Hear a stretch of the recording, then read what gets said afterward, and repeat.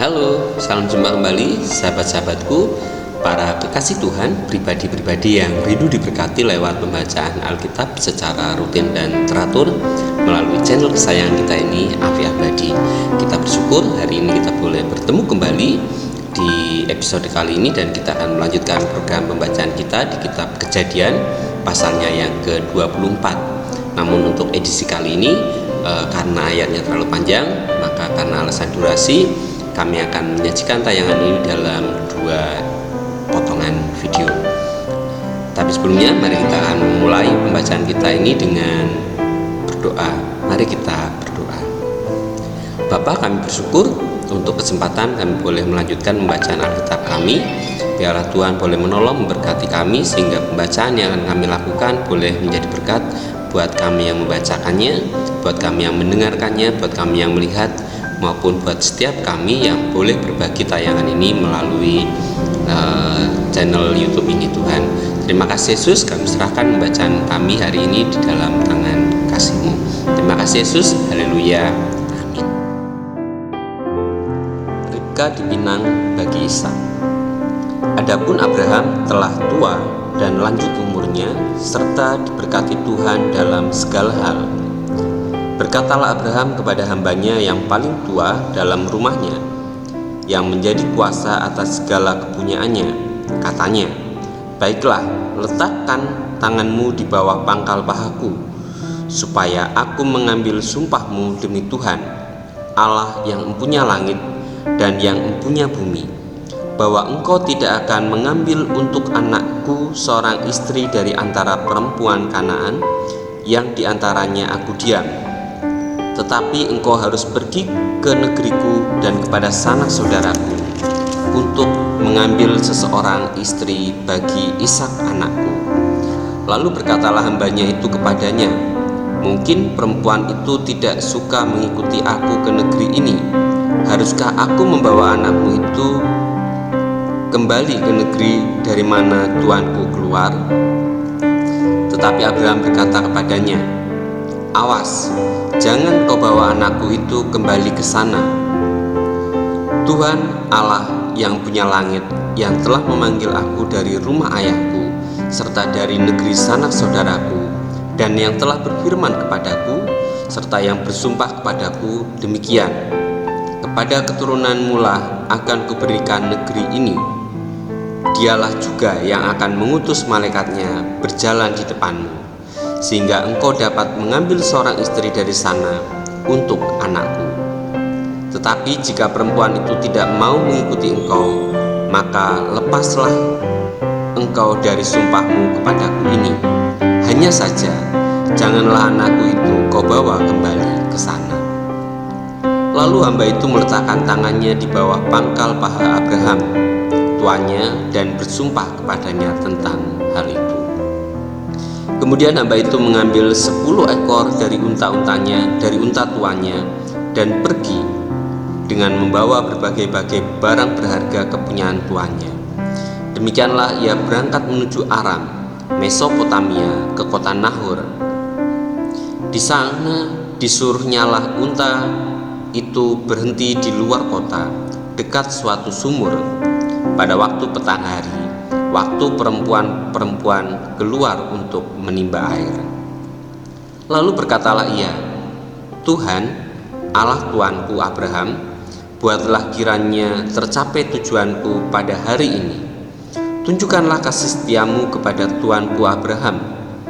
Di sini aku berdiri di dekat mata air, dan anak-anak perempuan penduduk kota ini datang keluar untuk menimba air.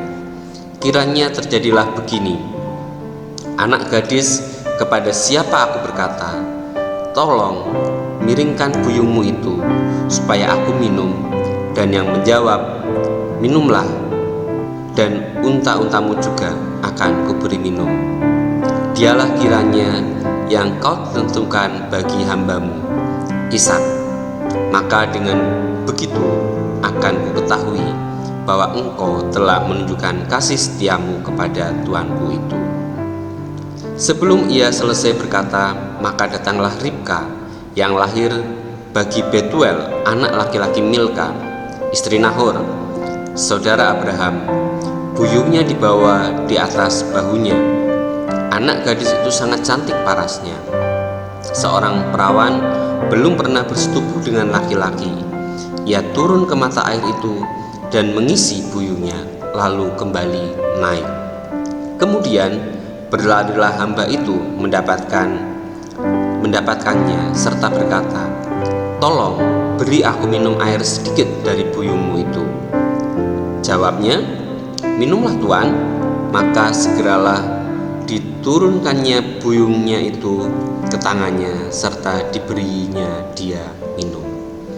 Setelah ia selesai memberi hamba itu minum, berkatalah, "Baiklah, untuk unta-untamu juga kutimba air sampai semuanya puas minum." Kemudian segeralah dituangnya air yang dibuyungnya itu ke dalam palungan, lalu berlarilah ia sekali lagi ke sumur untuk menimba air, dan ditimbanyalah untuk semua unta orang itu. Dan orang itu mengamat-ngamatinya dengan berdiam diri untuk mengetahui apakah Tuhan membuat perjalanannya berhasil atau tidak.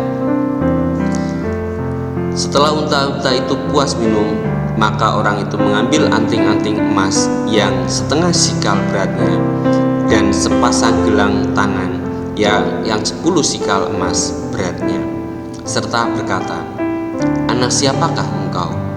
Baiklah, katakan kepadaku, adakah di rumah ayahmu tempat bermalam bagi kami?" Lalu jawabnya kepadanya, "Ayahku Betuel, anak Milka, yang melahirkannya bagi Nahor." Lagi kata gadis itu, "Baik jerami, baik makanan unta banyak pada kami, tempat bermalam pun ada." Lalu berlututlah orang itu dan sujud menyembah Tuhan, serta berkata, "Terpujilah Tuhan Allah Tuanku Abraham, yang tidak menarik kembali kasih-Nya dan setianya dari Tuanku itu. Dan Tuhan telah menuntun aku di jalan ke rumah saudara-saudara Tuanku ini." Berlarilah gadis itu pergi menceritakan kejadian itu ke rumah ibunya. Ribka mempunyai saudara laki-laki namanya Laban. Laban berlari keluar mendapatkan orang itu ke mata air tadi. Sesudah dilihatnya anting-anting itu dan gelang pada tangan saudaranya, dan sesudah didengarnya perkataan Ribka saudaranya yang bunyinya, "Begitulah dikatakan orang itu kepadaku." Ia mendapatkan orang itu yang masih berdiri di samping unta-untanya di dekat mata air itu, dan berkata, "Marilah engkau yang diberkati Tuhan, mengapa engkau berdiam di luar, padahal telah kusediakan rumah bagimu dan juga tempat untuk unta-untamu."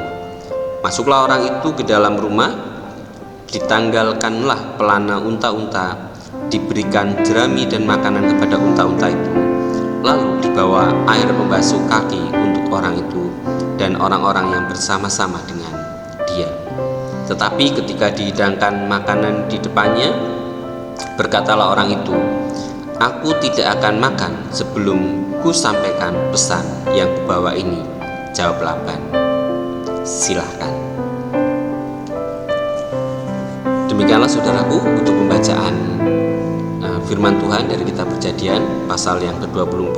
Kita sudah membaca sampai dengan pasal yang ke-33, dan pasal yang selanjutnya pasal 34 sampai dengan pasal yang ke-67 akan kita lanjutkan di bagian selanjutnya. Terima kasih sudah menyaksikan tayangan kami ini.